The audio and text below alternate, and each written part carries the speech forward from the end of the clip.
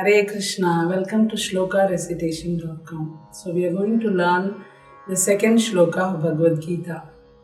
So as usual, I will tell once, all of you are going to repeat after me twice. So in that way it will be easy for you to memorize the whole shloka.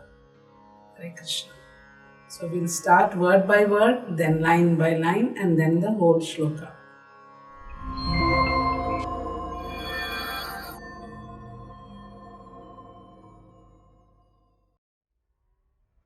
Sanjaya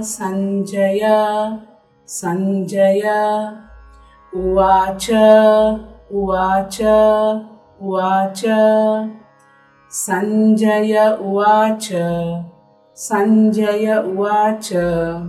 Sanjaya Uvacha Drishtva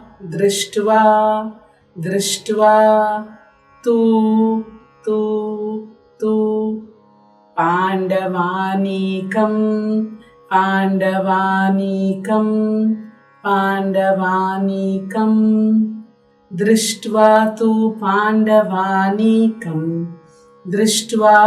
Pandavanikam Drishtva tu Pandavanikam Vyudham Duryodanastada Vyudham Duryodhanastadha. So the whole line. Sanjaya Uvacha Drishtva tu Pandavanikam Vyudham Duryodhanastadha. Sanjaya Uvacha Drishtva tu Pandavanikam Vyudham Duryodhanastadha. Sanjaya Uvacha Drishtva tu Pandavanikam Vyudham Duryodhanastadha. Now the second line. Acharyam Upasangamya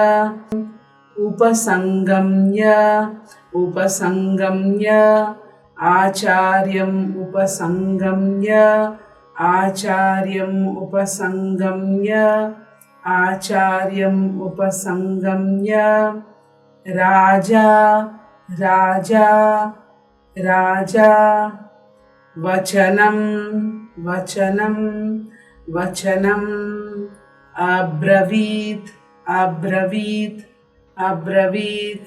Raja Vachanam